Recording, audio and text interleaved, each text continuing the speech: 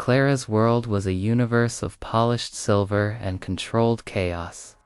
Her days at La Dauphine, one of the city's most exclusive fine-dining establishments, were a carefully choreographed dance of anticipating needs and disappearing into the background. Every plate was a work of art, every glass of wine a liquid symphony, and every customer a potential minefield. At 22, with a scholarship to an elite language program hanging by the thread of her savings account, Clara had perfected the art of service. She was a phantom, an extension of the restaurant's quiet elegance, a girl who could deliver a perfectly seared scallop to table 7 without a single clink of cutlery. The salary from La Dauphine was the only thing keeping her dream alive. She was a scholar of Germanic languages, a passion ignited by her grandmother, a Bavarian immigrant who had taught her to love the cadence of the German tongue. While her peers were studying abroad, Clara was working double shifts, saving every penny, and practicing her verb conjugations in the late hours of the night, the only time her mind was truly her own. She could dissect the works of Goethe with the same precision with which she could debone a whole branzino. She knew that language was more than just words. It was a map to a culture, a code to be cracked, a shield against the world's casual cruelty. Little did she know how important that shield would become. The restaurant was in its peak evening rush.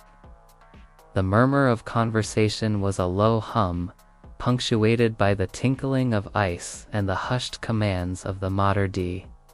Then, the doors opened, and a different kind of noise entered the room.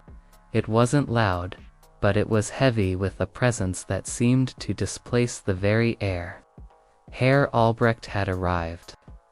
Dieter Albrecht was not just a billionaire.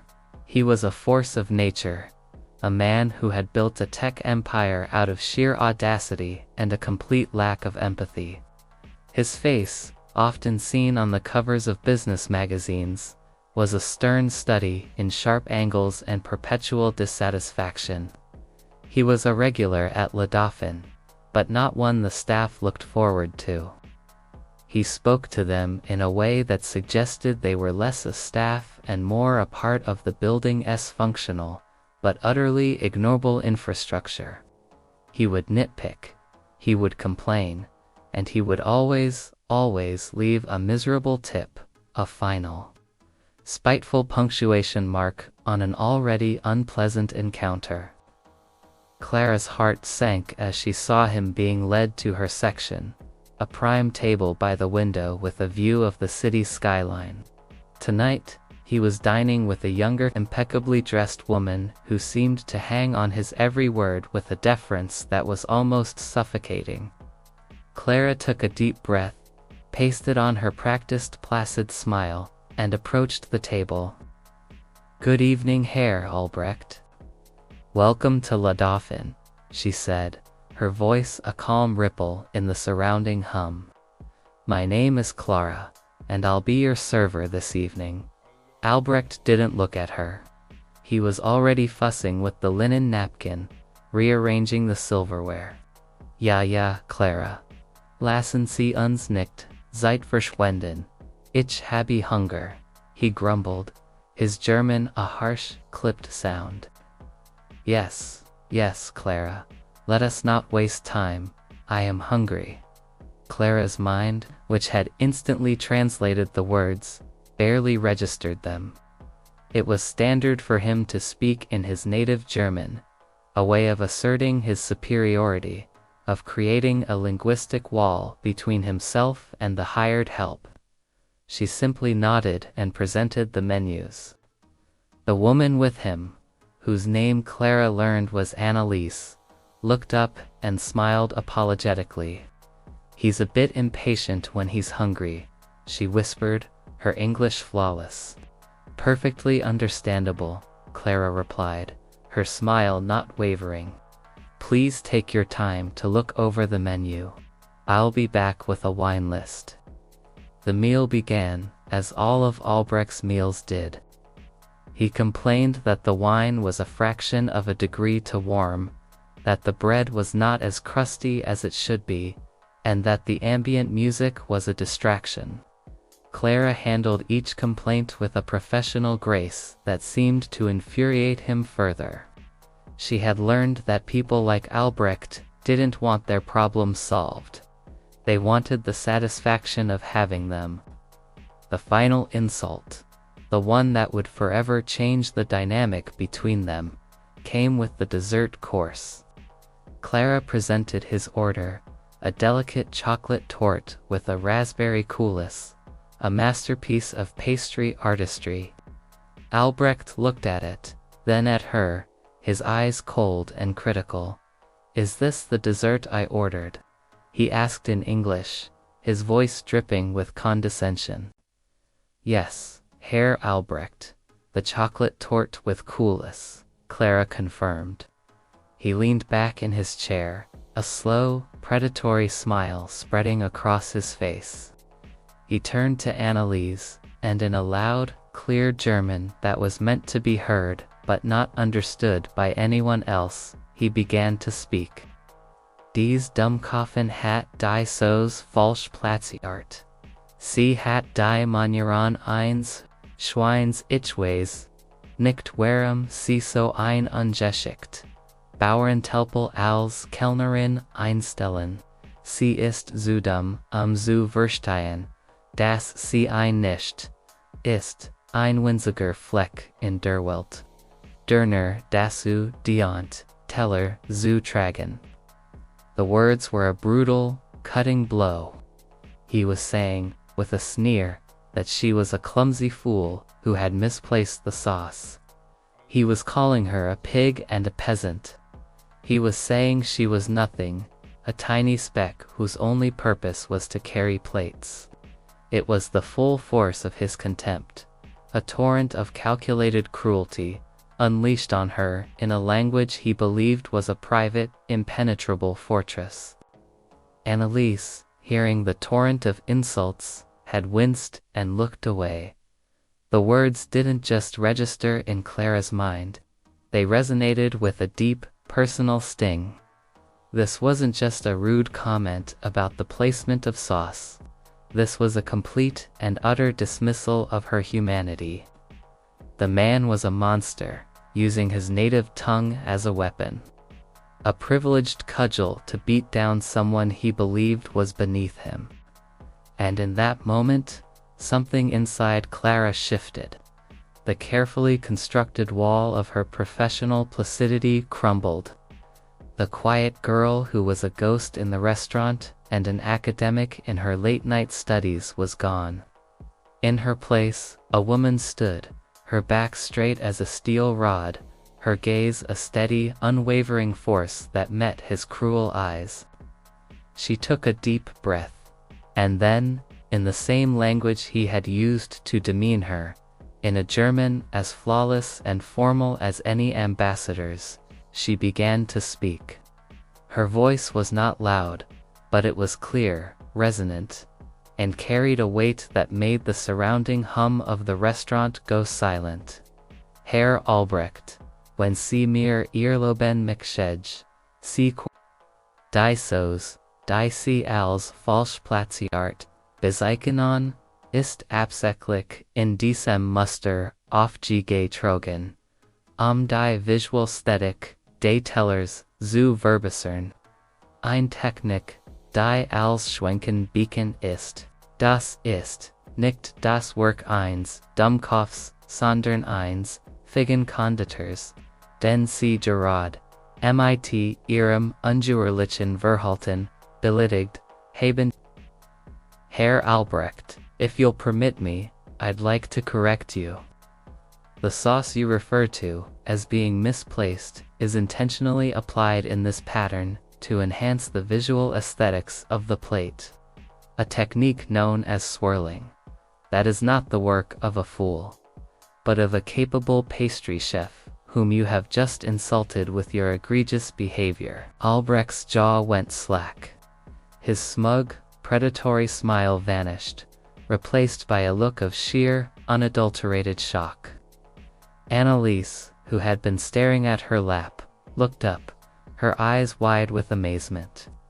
Other diners, hearing the sudden silence and the unexpected exchange in German, began to turn their heads. Clara didn't stop. The floodgates had opened, and 12 years of German education were pouring out in a torrent of elegant, damning critique. Was die Walde Personals Enget, so bin ich, Entgegen ihrer Annahme, nicht higher, while ich zu dumm für, ETFOs bessers bin. Ich dien innen, while ich mir ein Studium in Germanistik finanziere. Unironischerweise ist ihr Mutter sprach das Fach, in dem ich mich ausscheiden, ihr Annahme das, mein Roll sie befugt, mir ein solch Missachtung zu erwissen. Spricht Bund über ihren Charakter, nicht über meinen. As for the choice of staff, contrary to your assumption, I am not here because I am too foolish for anything better. I am serving you because I am funding a degree in Germanistics, and, ironically, your native language is the very subject in which I excel. Your assumption that my role entitles you to show me such disregard speaks volumes about your character, not mine. She paused, letting the full weight of her words settle in the stunned silence. The air was no longer heavy with his presence, but with the palpable tension of his humiliation. He looked as if he had been slapped, his carefully constructed facade of superiority cracking and peeling away. Clara leaned forward slightly, her voice dropping to a low, intense whisper that was somehow louder than a shout. Ich bin kein nichts. Ich bin ein Studentin, ein Fliegage Arbeitchen, und die Enkelin einer Frau, die ihr Heimat verlassen musst, für ein besseres Leben zu kämpfen, Teller zu tragen, macht mich nicht zu weniger Mensch, als ein Mensch zu sein offert, nur weil sie ein Milliardär sind. I am not a nobody. I am a student, a diligent worker, and the granddaughter of a woman who had to leave her homeland to fight for a better life. Carrying plates does not make me less of a person. Just as you do not stop being a person simply because you are a billionaire. With that, she straightened up, her gaze never leaving his. She placed her order pad and pen neatly on the edge of the table. Genealogen Sie ihr Desert, Herr Albrecht. Oder auch, nicht ich bin sicher. Ich kann es zurücknehmen, demot unser Konditor es nachbessern kann. Enjoy your dessert, Herr Albrecht, or don't. I am sure I can take it back for our pastry chef to make better. The silence that followed was a living thing, a physical weight in the room. Albrecht, the titan of industry, sat frozen in his chair, his face a mask of mortification. Annalise was staring at Clara with a mix of awe and fear. Waitstaff, and even a few of the more curious diners had stopped what they were doing and were staring, their hushed whispers trying to decipher the drama that had just unfolded. Suddenly, the maître d', a portly man named Francois, appeared at the table, his face a mixture of panicked confusion. He had heard the final exchange in German and his jaw was hanging open. "Clara, what is the meaning of this?" he hissed in English. Clara looked at him, then at Albrecht. "I believe Herr Albrecht has finished his meal, Francois. I am simply awaiting his decision on the dessert." Albrecht, finally finding his voice, was a pathetic figure. His German, which had been so arrogant, was now a strained, weak sound. Nine E's. East in ordning. Las E's higher. No, it is fine. Leave it here. He didn't touch the tort. He sat there, a broken man in the wreckage of his own hubris, as Clara, her duty done, walked away. She didn't look back. She went to the back, to the quiet solitude of the kitchen, and leaned against the cold steel of a counter. Her hands were shaking, but her heart was thrumming with a fierce, quiet triumph. Later that evening, as the restaurant was winding down, Francois called her into his office. She expected to be fired. She had violated every rule of decorum, every unwritten law of the service industry. She had spoken back, and to a billionaire no less. But when she walked in, Francois was on the phone, his voice hushed and respectful. He hung up and looked at her, his expression unreadable. "That was Herr Albrecht," he said. Clara braced herself. "He said he will not be returning to La Dauphine." Relief, sharp and clean, shot through her. "But," Francois continued, a slow smile spreading across his face, "he asked for your name. He said he has a position opening at his company, a high-level one. He said his company, unlike my restaurant, can appreciate a person who is not afraid to speak the truth, even to a powerful man. He also said he would be sending me a check for the damages to the dining room that he caused by throwing a hissy fit, and also, he left a tip. The biggest tip I have ever seen from him. And he sent another copy of the same check, signed in your name, with the words, für die beste Kellnerin, mit den besten Deutschkenntnissen, or for the best waitress with the best German skills, written on it." Clara stood there, stunned. The universe, which had been so careful to keep her dreams just out of reach, had suddenly thrown the door wide open. The words she had used to defend her honor, to speak her truth, were not a weapon against her. They were a key to a new life. A week later, she was walking through the gleaming glass-walled halls of Albrecht's corporate headquarters. The man himself was waiting for her in a conference room. The arrogance was gone, replaced by a quiet, subdued demeanor. "Fräulein Clara," he said, his voice hesitant, "I want to apologize. I have made a terrible mistake. I am a man who has surrounded myself with people who are afraid to challenge me. You are not one of them. You have more courage than anyone I have ever met. I am not offering you this job as a form of charity. I am offering you this job because you are the kind of person my company needs. The kind of person who is not afraid to speak the truth." Clara looked at him, at the man who had called her a nobody. She saw not a monster, but a man who was, in his own way, as broken as she had been just a week before. She smiled, a real smile, one that reached her eyes. "Thank you, Herr Albrecht," she said, her voice soft but sure. "I will gladly accept your offer, and I will make sure you get your coffee exactly the way you want it." He laughed, a genuine sound that seemed to echo in the silent, polished room. It was not a gesture of subservience, but of partnership. It was a new beginning, a new chapter, not just for Clara, but for them both. The girl who was a ghost in the restaurant and the man who was a monster had met. And in a shared moment of German-laced truth, they had become something new.